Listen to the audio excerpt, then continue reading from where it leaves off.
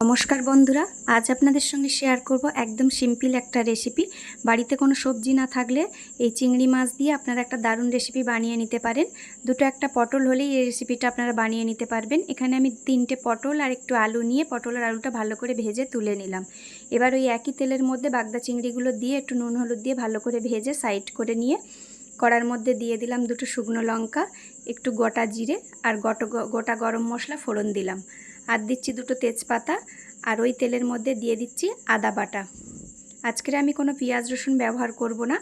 এবার আদা বাটা দেওয়ার পরে সমস্ত গুঁড়ো মশলা একে একে দিয়ে দিলাম। হলুদ গুঁড়ো, লঙ্কার গুঁড়ো আর জিরে গুঁড়ো, আর দিচ্ছি ধনে গুঁড়ো।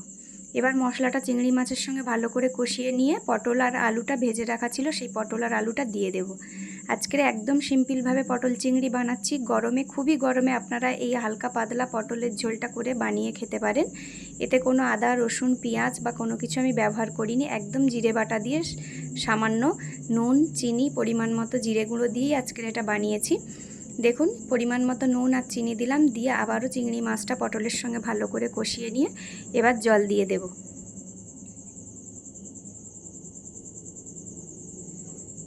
জলটা দেওয়ার পরে একটা বড় থালা চাপা দিয়ে দেব। আস্তে আস্তে হালকা জালে এটা সেদ্ধ হতে থাকবে। পটল আর আলু আমি আগের থেকে খুবই ভালো করে ভেজে নিয়েছিলাম, তাই জন্য আমি খুব বেশি জল দিইনি, অল্প পরিমাণ মতো জল দিয়েছি। 5 থেকে 10 মিনিট সেদ্ধ হওয়ার পরে একদম খুন্তি দিয়ে নেড়ে চেড়ে দেখলাম একদম রেডি হয়ে গেছে। দেখুন, ঝোলটা একদম মাখো মাখো হলে আমি নামিয়ে নেব। একদম গরম গরম পটল আর আলু দিয়ে চিংড়ি মাছের এই পাতলা ঝোলটা রেডি হয়ে গেছে। এটা আপনারা পটল চিংড়িও নাও বলতে পারেন, পটল চিংড়ি হলে আলাদা রকম হয়। এটা একটা গরমে সিম্পল পাতলা ঝোল বানালাম, সেটাই আপনাদের সঙ্গে শেয়ার করলাম। ভিডিও বানানোর জন্য আমি কোনো রান্না করি না, যেটা আমরা খাই, আমার পরিবার খায়, সেটাই আপনাদের